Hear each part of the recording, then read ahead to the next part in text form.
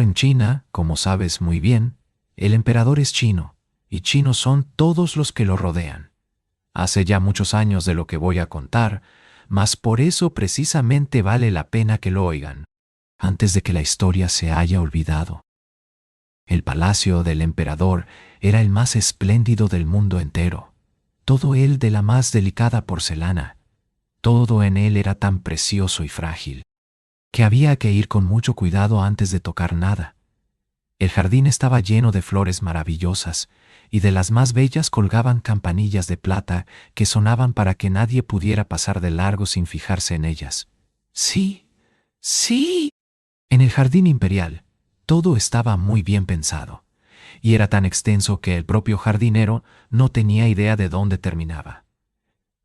Si seguías andando, te encontrabas en el bosque más espléndido que quepa imaginar, lleno de altos árboles y profundos lagos. Aquel bosque llegaba hasta el mar hondo y azul. Grandes embarcaciones podían navegar por debajo de las ramas, y allí vivía un ruiseñor que cantaba tan primorosamente, que incluso el pobre pescador, a pesar de sus muchas ocupaciones, cuando por la noche salía a retirar las redes, se detenía a escuchar sus trinos. «Dios santo, y qué hermoso», exclamaba, pero luego tenía que atender a sus redes y olvidarse del pájaro hasta la noche siguiente, en que, al llegar de nuevo al lugar, repetía: «Dios santo, y qué hermoso».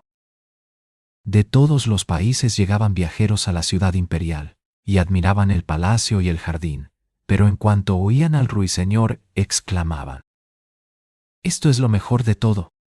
De regreso a sus tierras, los viajeros hablaban de él, y los sabios escribían libros y más libros acerca de la ciudad, del palacio y del jardín, pero sin olvidarse nunca del ruiseñor al que ponían por las nubes. Y los poetas componían inspiradísimos poemas sobre el pájaro que cantaba en el bosque, junto al profundo lago. Aquellos libros se difundieron por el mundo, y algunos llegaron a manos del emperador. Se hallaba sentado en su sillón de oro, leyendo y leyendo. De vez en cuando hacía con la cabeza un gesto de aprobación, pues le satisfacía leer aquellas magníficas descripciones de la ciudad, del palacio y del jardín. «Pero lo mejor de todo es el ruiseñor», decía el libro. «¿Qué es esto?», pensó el emperador. «El ruiseñor. Jamás he oído hablar de él. ¿Es posible que haya un pájaro así en mi imperio, y precisamente en mi jardín? Nadie me ha informado. Está bueno que uno tenga que enterarse de semejantes cosas por los libros». Y mandó llamar al mayordomo de palacio, un personaje tan importante que cuando una persona de rango inferior se atrevía a dirigirle la palabra o hacerle una pregunta, se limitaba a contestarle: «Pipe, y esto no significa nada». «Según parece, hay aquí un pájaro de lo más notable, llamado ruiseñor», dijo el emperador. «Se dice que es lo mejor que existe en mi imperio. ¿Por qué no se me ha informado de este hecho?» «Es la primera vez que oigo hablar de él», se justificó el mayordomo. «Nunca ha sido presentado en la corte». «Pues ordeno que acuda esta noche a cantar en mi presencia», dijo el emperador. «El mundo entero sabe lo que tengo, menos yo». «Es la primera vez que oigo hablar de él», repitió el mayordomo. «Lo buscaré y lo encontraré». «¿Encontrarlo? ¿Dónde?». El dignatario se cansó de subir y bajar escaleras y de recorrer salas y pasillos. Nadie de cuantos preguntó había oído hablar del ruiseñor. Y el mayordomo, volviendo al emperador, le dijo que se trataba de una de esas fábulas que suelen imprimirse en los libros. «Vuestra Majestad Imperial no debe creer todo lo que se escribe. Son fantasías y una cosa que llaman magia negra. Pero el libro en que lo he leído me lo ha enviado el poderoso emperador del Japón», replicó el soberano. «Por tanto, no puede ser mentiroso. Quiero oír al ruiseñor. Que acuda esta noche a mi presencia para cantar bajo mi especial protección. Si no se presenta, mandaré que todos los cortesanos sean pateados en el estómago después de cenar». «Sin pe», dijo el mayordomo, y vuelta a subir y bajar escaleras y a recorrer salas y pasillos, y media corte con él, pues a nadie le hacía gracia que le patearan el estómago, y todo era preguntar por el notable ruiseñor, conocido por todo el mundo menos por la corte. Finalmente dieron en la cocina con una pobre muchachita que exclamó: «¡Dios mío! ¿El ruiseñor? Claro que lo conozco. ¡Qué bien canta! Todas las noches me dan permiso para que lleve algunas sobras de comida a mi pobre madre que está enferma. Vive allá en la playa. Y cuando estoy de regreso me paro a descansar en el bosque y oigo cantar al ruiseñor. Y oyéndolo se me vienen las lágrimas a los ojos como si mi madre me besase. Es un recuerdo que me estremece de emoción y dulzura». «Pequeña fregaplatos», dijo el mayordomo, «te daré un empleo fijo en la cocina y permiso para presenciar la comida del emperador. Si puedes traernos al ruiseñor, está citado para esta noche».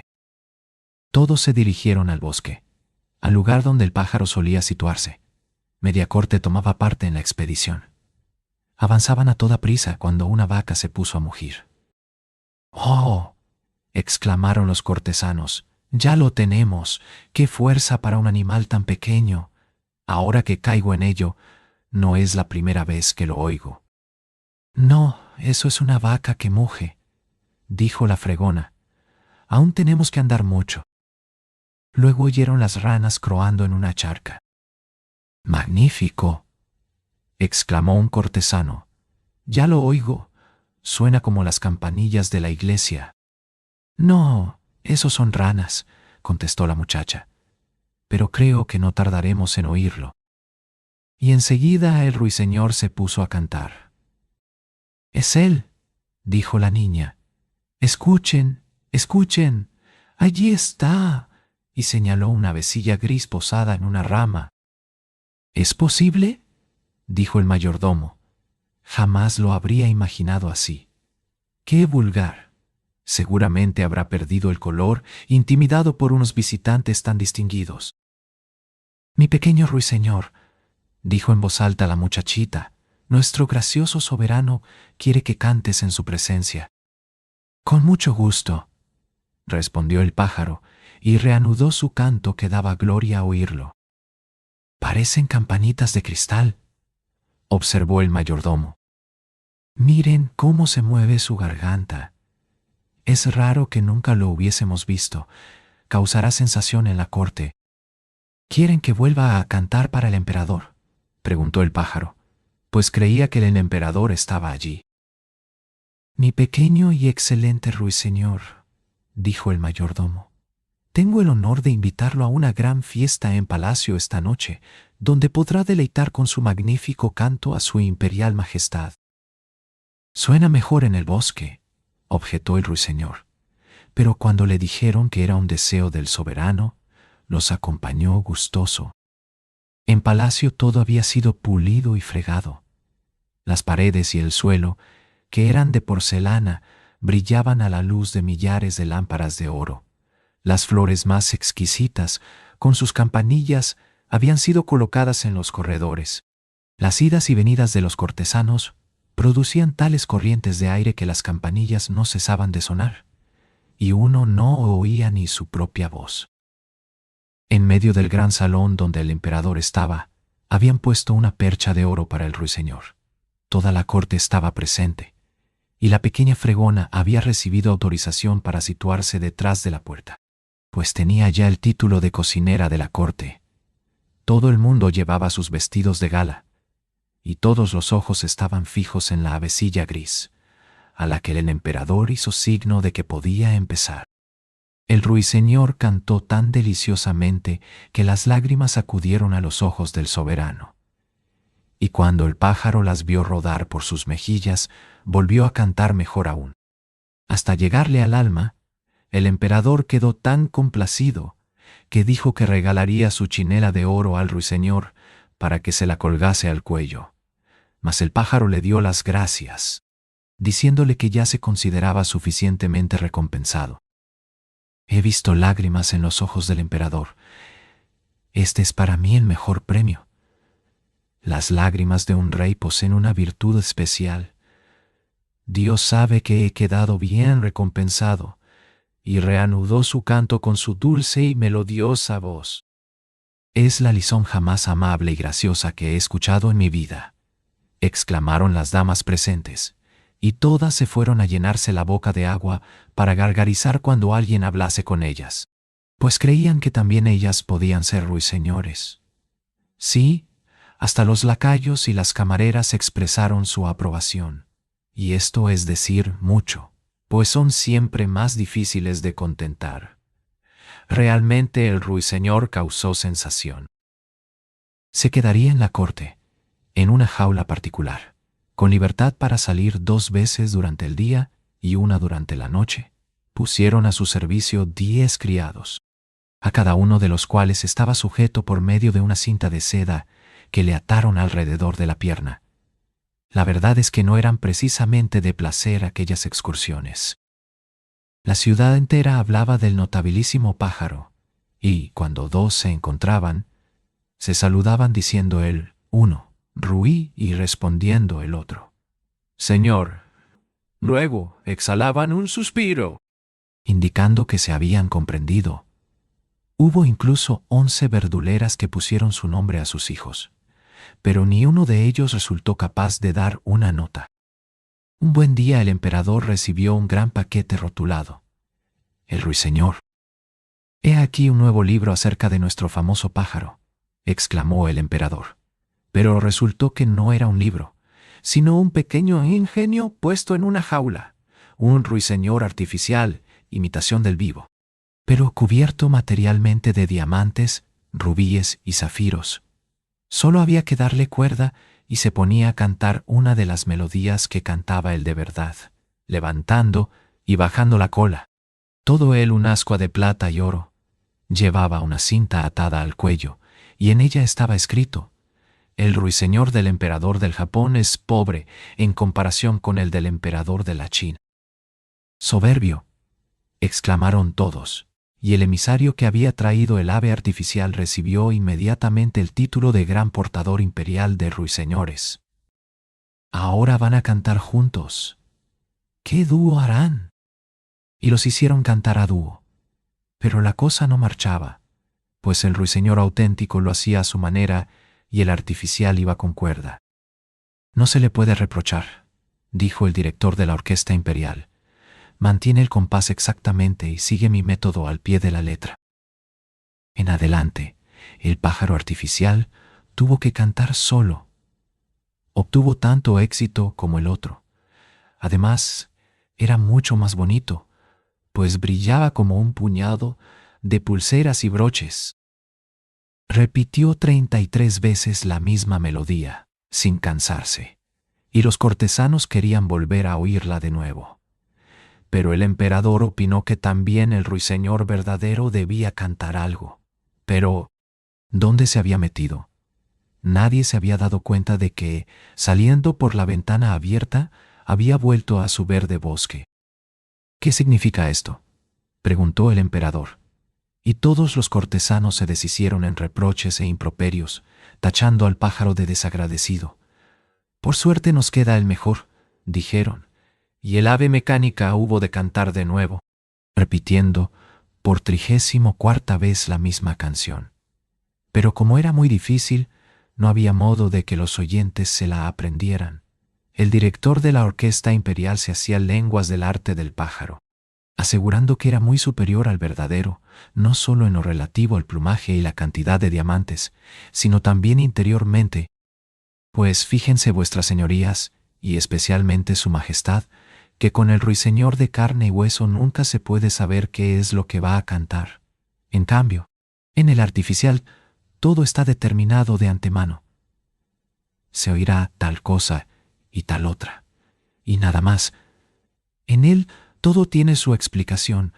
Se puede abrir y poner de manifiesto cómo obra la inteligencia humana, viendo cómo están dispuestas las ruedas, cómo se mueven, cómo una se engrana con la otra». «Eso pensamos todos», dijeron los cortesanos, y el director de la orquesta imperial fue autorizado para que el próximo domingo mostrara el pájaro al pueblo. «Todos deben oírlo cantar», dijo el emperador. Y así se hizo, y quedó la gente tan satisfecha como si se hubiesen emborrachado con té, pues así es como lo hacen los chinos. Y todos gritaron, ¡Oh! Y levantando el dedo índice se inclinaron profundamente. Mas los pobres pescadores que habían oído al ruiseñor auténtico dijeron, no está mal, las melodías se parecen, pero le falta algo, no sé qué. El ruiseñor de verdad fue desterrado del país. El pájaro mecánico estuvo en adelante junto a la cama del emperador. Sobre una almohada de seda, todos los regalos con que había sido obsequiado, oro y piedras preciosas, estaban dispuestos a su alrededor, y se le había conferido el título de primer cantor de cabecera imperial, con categoría de número 1 al lado izquierdo, pues el emperador consideraba que este lado era el más noble, por ser el del corazón, que hasta los emperadores tienen a la izquierda, y el director de la orquesta imperial escribió una obra de 25 tomos sobre el pájaro mecánico, tan larga y erudita, tan llena de las más difíciles palabras chinas, que todo el mundo afirmó haberla leído y entendido, pues de otro modo habrían pasado por tontos y recibido patadas en el estómago. Así transcurrieron las cosas durante un año. El emperador, la corte y todos los demás chinos se sabían de memoria el trino de canto del ave mecánica, y precisamente por eso les gustaba más que nunca. Podían imitarlo y lo hacían. Los golfillos de la calle cantaban tzi-tzi, cluc-cluc, y hasta el emperador hacía coro. Era de veras divertido. Pero he aquí que una noche, estando el pájaro en pleno canto, el emperador, que estaba ya acostado, oyó de pronto un crack en el interior del mecanismo. Algo había saltado. Se escapó la cuerda y la música cesó. El emperador saltó de la cama y mandó llamar a su médico de cabecera. Pero ¿qué podía hacer el hombre? Entonces fue llamado el relojero, quien tras largos discursos y manipulaciones arregló un poco el ave, pero manifestó que debían andarse con mucho cuidado con ella y no hacerla trabajar demasiado, pues los pernos estaban gastados y no era posible sustituirlos por otros nuevos que asegurasen el funcionamiento de la música. ¡Qué desolación! Desde entonces solo se pudo hacer cantar al pájaro una vez al año, y aun esto era una imprudencia. Pero en tales ocasiones el director de la orquesta imperial pronunciaba un breve discurso, empleando aquellas palabras tan intrincadas, diciendo que el ave cantaba tan bien como antes. Y no hay que decir que todo el mundo se manifestaba de acuerdo. Pasaron 5 años, cuando he aquí que una gran desgracia cayó sobre el país. Los chinos querían mucho a su emperador, el cual estaba ahora enfermo de muerte.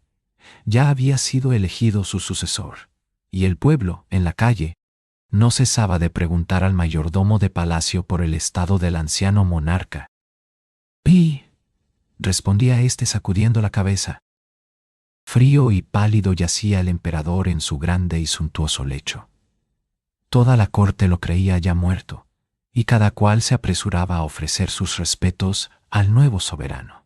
Los camareros de palacio salían precipitadamente para hablar del suceso, y las camareras se reunieron en un té muy concurrido. En todos los salones y corredores habían tendido paños para que no se oyera el paso de nadie, y así reinaba un gran silencio. Pero el emperador no había expirado aún.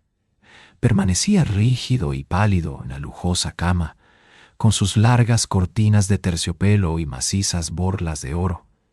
Por una ventana que se abría en lo alto de la pared, la luna enviaba sus rayos que iluminaban al emperador y al pájaro mecánico.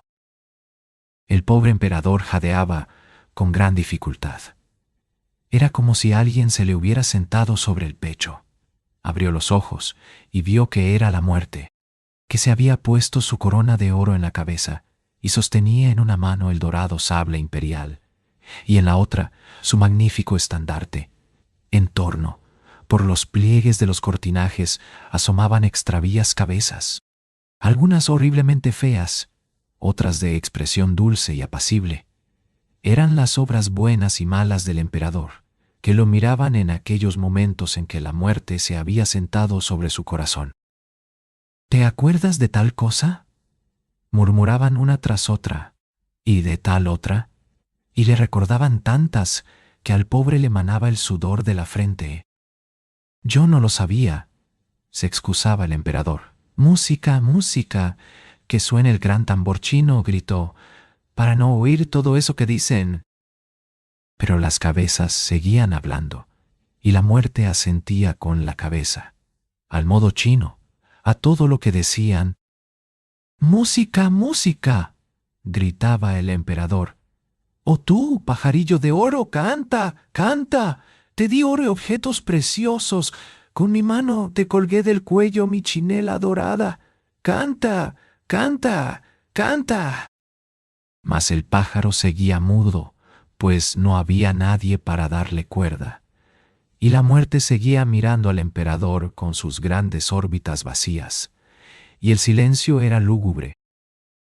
De pronto resonó, procedente de la ventana, un canto maravilloso. Era el pequeño ruiseñor vivo, posado en una rama. Enterado de la desesperada situación del emperador, había acudido a traerle consuelo y esperanza, y cuanto más cantaba, más palidecían y se esfumaban aquellos fantasmas. La sangre afluía con más fuerza a los debilitados miembros del enfermo, e incluso la muerte prestó oídos y dijo: «Sigue, lindo ruiseñor, sigue». «Sí, pero ¿me darás el magnífico sable de oro? ¿Me darás la rica bandera? ¿Me darás la corona imperial?». Y la muerte le fue dando aquellos tesoros a cambio de otras tantas canciones. Y el ruiseñor siguió cantando, cantando del silencioso camposanto, donde crecen las rosas blancas, donde las lilas exhalan su aroma y donde la hierba lozana es humedecida por las lágrimas de los supervivientes. La muerte sintió entonces nostalgia de su jardín y salió por la ventana, flotando como una niebla blanca y fría. «Gracias, gracias», dijo el emperador. «Bien te conozco, avecilla celestial. Te desterré de mi reino. Sin embargo, con tus cantos has alejado de mi lecho los malos espíritus. Has ahuyentado de mi corazón la muerte. ¿Cómo podré recompensarte?». «Ya me has recompensado», dijo el ruiseñor. «Arranqué lágrimas a tus ojos la primera vez que canté para ti. Esto no lo olvidaré nunca, pues son las joyas que contentan al corazón de un cantor. Pero ahora duerme y recupera las fuerzas, que yo seguiré cantando». Así lo hizo, y el soberano quedó sumido en un dulce sueño. ¡Qué sueño tan dulce y tan reparador! El sol entraba por la ventana cuando el emperador se despertó, sano y fuerte. Ninguno de sus criados había vuelto aún, pues todos lo creían muerto. Solo el ruiseñor seguía cantando en la rama. «Nunca te separarás de mi lado», le dijo el emperador. «Cantarás cuando te apetezca, y en cuanto al pájaro mecánico, lo romperé en 1000 pedazos». «No lo hagas», suplicó el ruiseñor. Él cumplió su misión mientras pudo. «Guárdalo como hasta ahora. Yo no puedo anidar ni vivir en palacio, pero permíteme que venga cuando se me ocurra. Entonces me posaré junto a la ventana y te cantaré para que estés contento y reflexiones. Te cantaré de los felices y también de los que sufren, y del mal y del bien que se hace a tu alrededor sin tú saberlo. Tu pajarillo cantor debe volar a lo lejos, hasta la cabaña del pobre pescador, hasta el tejado del campesino, hacia todos los que residen apartados de ti y de tu corte. Prefiero tu corazón a tu corona. Aunque la corona exhala cierto olor a cosa santa, volveré a cantar para ti, pero debes prometerme una cosa». «Lo que quieras», dijo el emperador incorporándose en su ropaje imperial, que ya se había puesto, y oprimiendo contra su corazón el pesado sable de oro. «Una cosa te pido, que no digas a nadie que tienes un pajarito que te cuenta todas las cosas. Saldrás ganando». Y se echó a volar. Entraron los criados a ver a su difunto emperador. Entraron, sí, y el emperador les dijo: «Buenos días,